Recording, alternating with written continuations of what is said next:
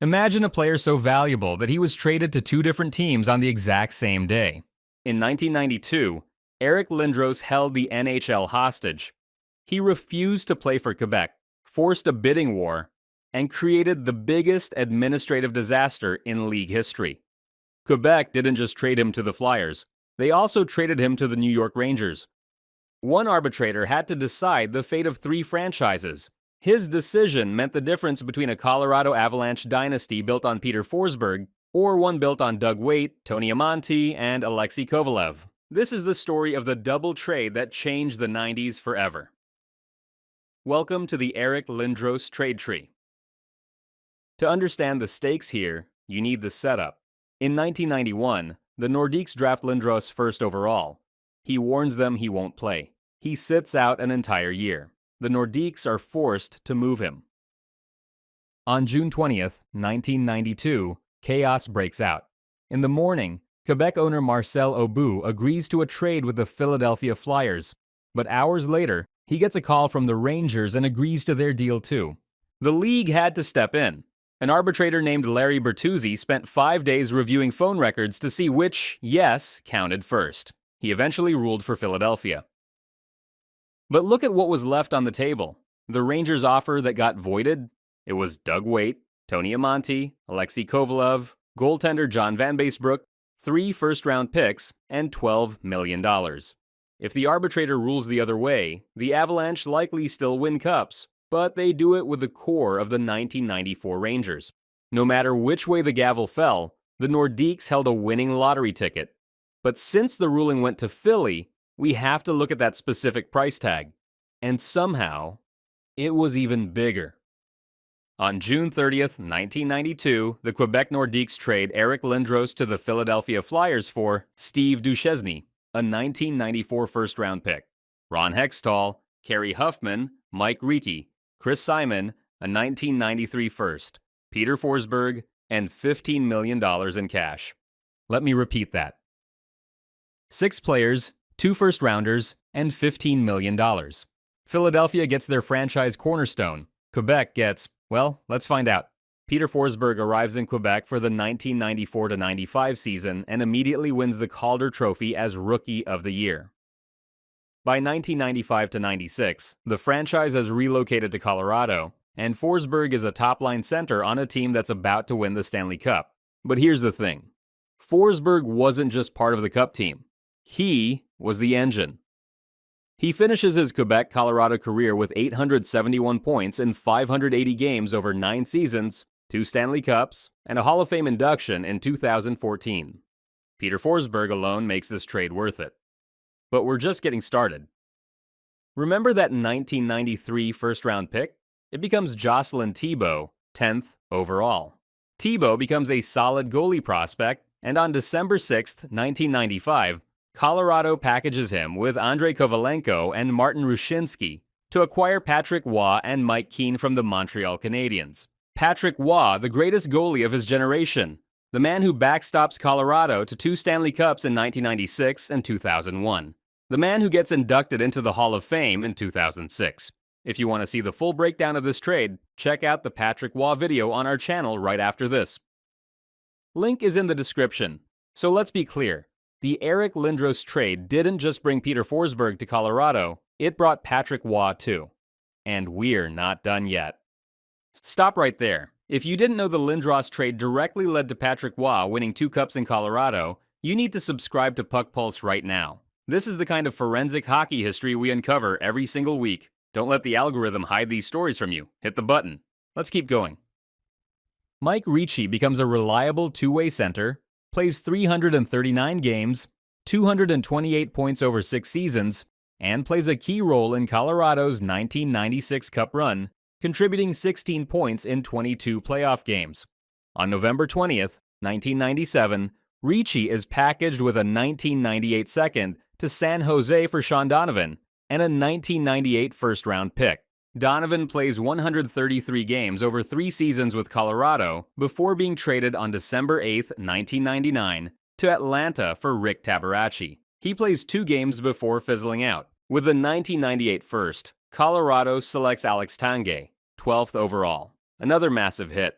He plays 450 games, 400 points over 6 seasons, adding 21 points in 23 games to help Colorado win the 2001 Stanley Cup. On June 24, 2006, Tanguay is moved to Calgary for Jordan Leopold, a 2006 second, and a 2007 conditional second. With the second round, Colorado selects Cody Berkey, 59th overall, and Trevor Can, 49th overall. Neither make the NHL. Leopold plays 122 games, 38 points over 3 seasons. On March 4, 2009, he is traded back to Calgary for Lawrence Nicolat, Ryan Wilson, and a 2009 second-round pick. Nicolat plays 5 total games for Colorado, while Wilson plays 230 games, 67 points over 6 seasons before heading to the KHL. With the second, Colorado selects Stefan Elliott, 49th overall. Elliott bounces between the NHL and AHL, playing 63 total NHL games. But on September 9, 2015, he's traded to Arizona for Brandon Gormley, who plays 26 games, then signs with New Jersey in 2016.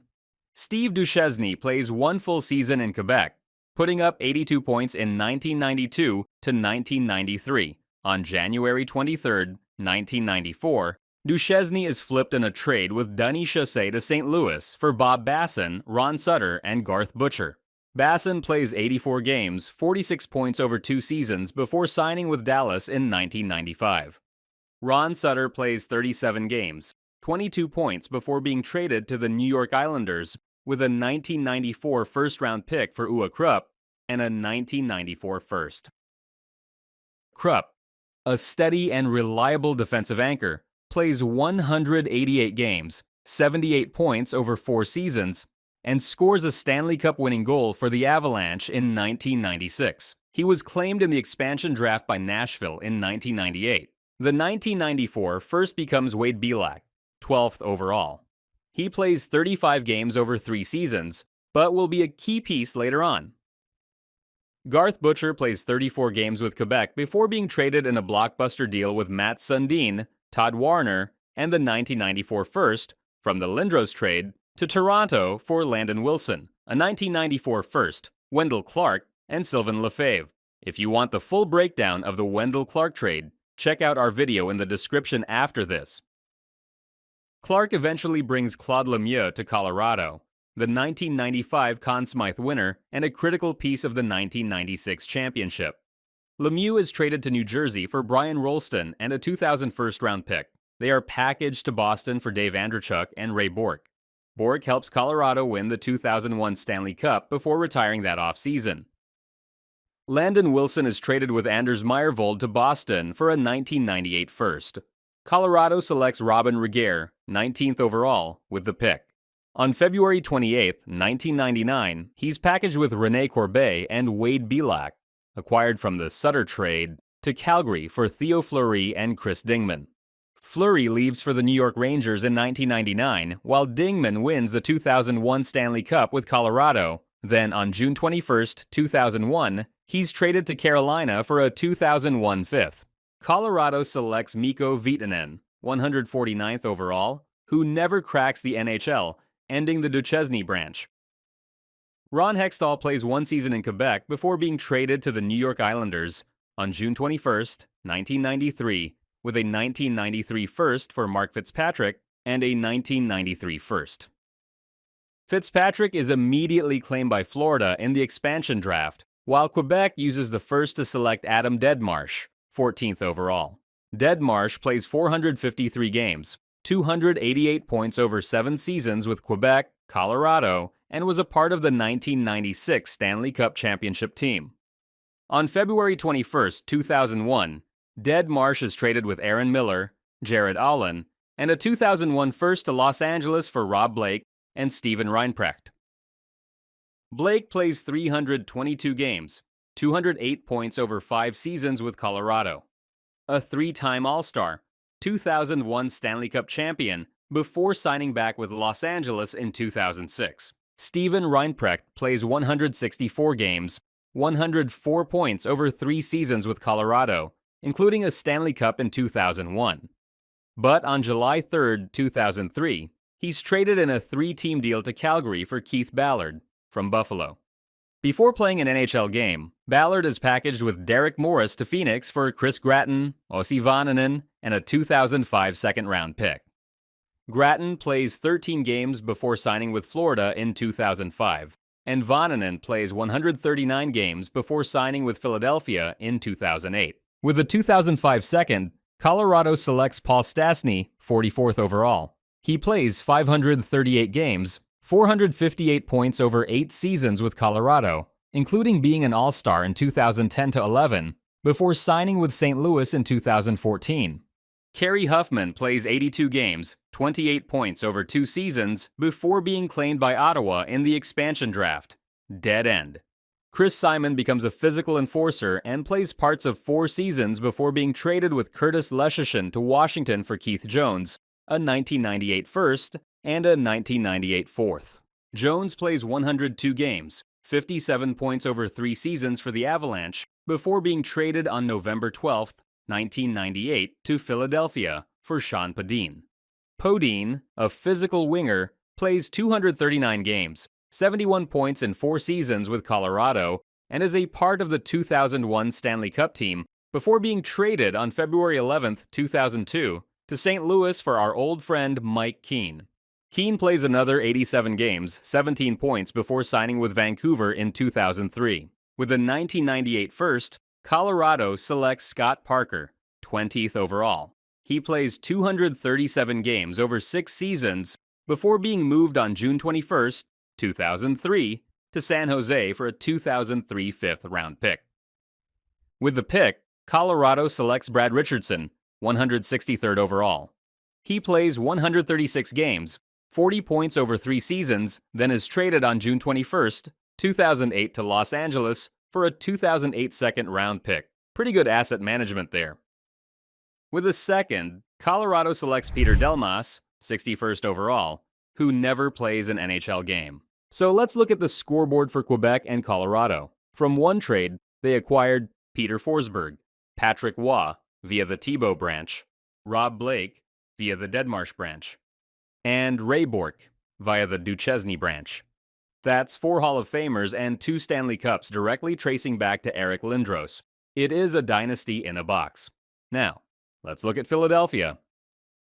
Eric Lindros arrives and becomes an absolute force of nature. He wins the Hart Trophy in '95, dominates the league for 5 years, and drags the Flyers to the '97 final. He was everything they promised. But here's the tragedy. They never win. Injuries derail his career, and by 2001, the relationship is toxic. The Flyers trade him to the Rangers, and remember that Dynasty starter kit Quebec got for him 9 years earlier? Well, this time, the Flyers get scraps. August 20th, 2001, he's traded to the New York Rangers for Jan Hlavach, Kim Janssen, Pavel Brendel, and a 2003 third-round pick. Hlavach plays 31 games, 10 points for Philly. On December 17th, 2001, he's traded with a 2002 third to Vancouver for Donald Brashear and a 2002 sixth. Brashear, one of the toughest enforcers of his era, plays 270 games over 4 seasons before signing with Washington in 2006. With a sixth, Philadelphia packages it with a 2002 seventh to Columbus for a 2003 fifth. This pick becomes goaltender David Tremblay, 140th overall, who never plays a game. Kim Janssen plays 291 games, 147 points over 4 seasons as a defenseman, but unfortunately leaves in free agency to Minnesota following the 2005 lockout. Pavel Brendel, a former 4th overall pick, plays just 50 games over 2 seasons, then is traded on February 7, 2003, with Bruno St. Jacques to Carolina for Ryan Bast and Sami Kapanen.